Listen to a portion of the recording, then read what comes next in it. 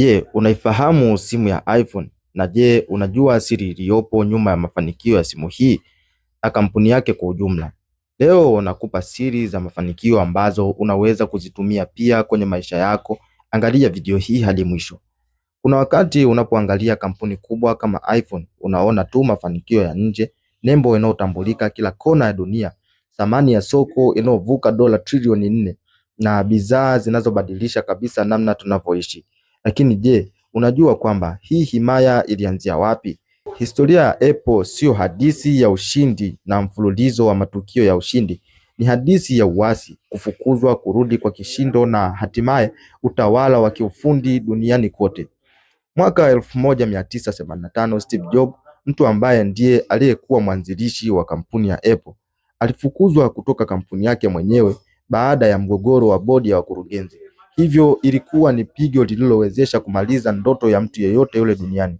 Lakini kwa Steve Jobs haikuwa mwisho wa maono yake. Alianzisha kampuni nyingine ya Next na kampuni ya Pixar.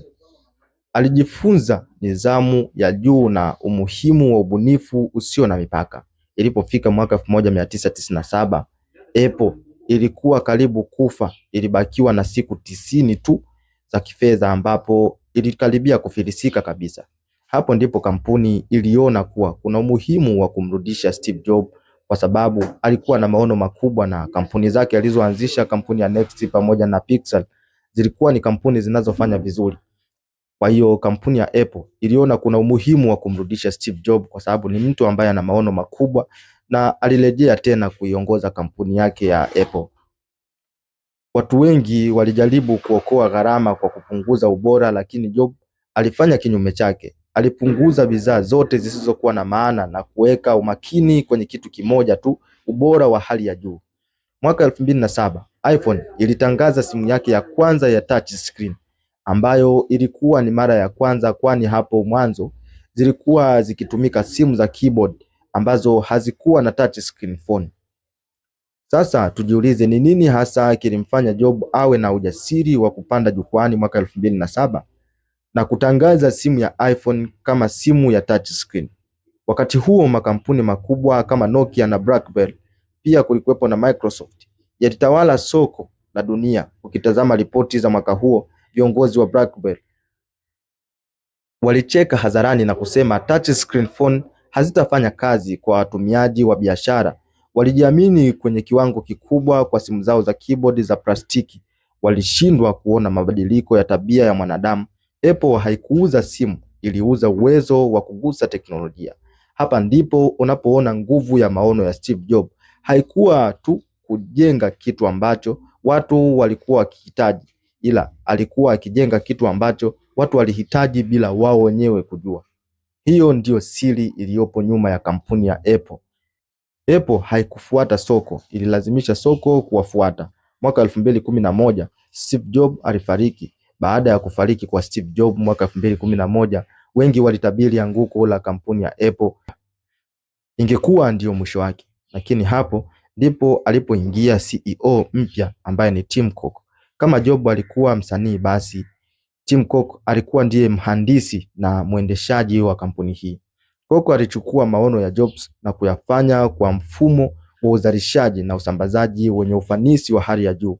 Leo hii chini ya uongozi wake, Apple sio tu kampuni ya simu, ni mfumo kamili wa kidigitali, ecosystem. Ukishaingia unanunua Mac, unanunua iPad, unanunua huduma za iCloud na Apple Music.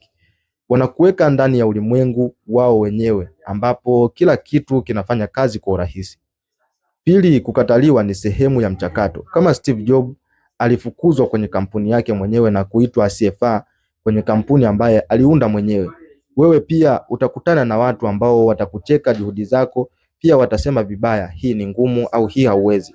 Lakini kumbuka, Nokia na BlackBerry walisema hivyo hivyo kuhusu iPhone. Ukiacha kusikiliza makelele ya nje na kuendelea kufata ndoto zako, unaweza kufikia mafanikio yako na maono yako kama kampuni ya iPhone ilivyofikia maono makubwa duniani. Tatu, hakuna mafanikio bila mabadiliko ya mfumo. Apple ilibadilika kutoka kampuni ya kompyuta ikawa kampuni ya music, iPod ikawa kampuni ya simu pia za iPhone. Na sasa ni kampuni ya huduma. Usigande kwenye kitu kimoja kwa hofu ya kupoteza asili yako. Unapaswa kuwa kama Apple, unakuwa na mabadiliko, uweze kukua na uweze kujibu mahitaji ya kizazi kipya. Apple imefika thamani ya dola trilioni 4 kwa sababu waliamini kwenye kitu kimoja, kufanya vitu ambavyo watu wengi hawawezi kuvifanya, lakini walikuwa wanavihitaji, lakini mara wanapovipata hawawezi kuishi bila hivyo. Fanya mambo yako yawe hivyo. Apple imefikia thamani ya dola trilioni 4 kwa sababu waliamini kwenye kitu kimoja, kufanya vitu ambavyo havikuwa vinahitajika na watu wengi, lakini mara walipovipata hawawezi kuishi bila vitu hivyo. Fanya mambo yako yawe hivyo, brandi yako iwe hivyo. Usiwe chaguo la pili.